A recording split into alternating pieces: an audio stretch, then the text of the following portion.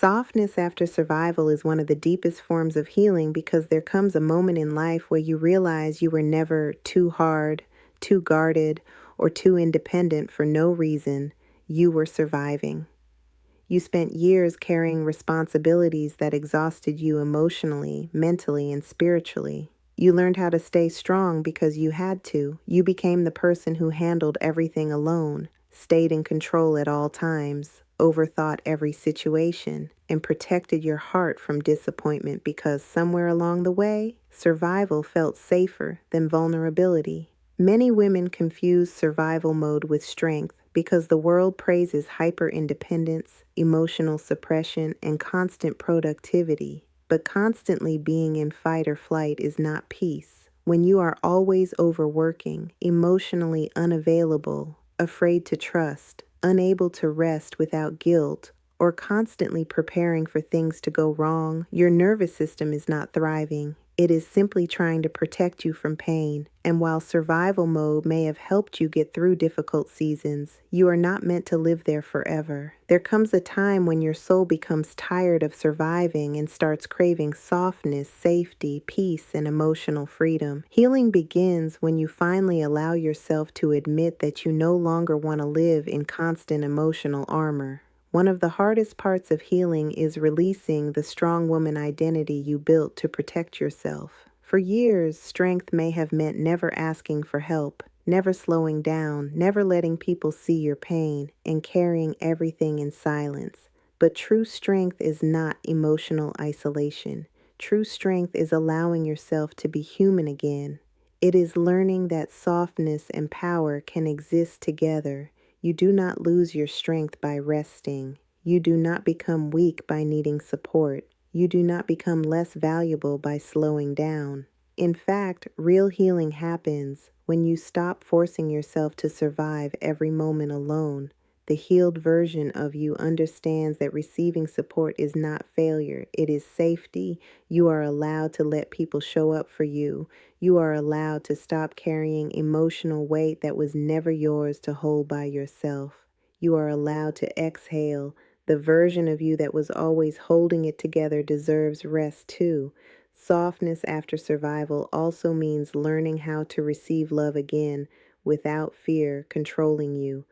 Survival mode often teaches people to associate vulnerability with danger, which can make kindness feel unfamiliar or even uncomfortable. Sometimes healing looks like learning how to trust safe love slowly and gently. It looks like accepting compliments instead of rejecting them, letting someone help you without feeling guilty, allowing yourself to be cared for, and speaking to yourself with more tenderness.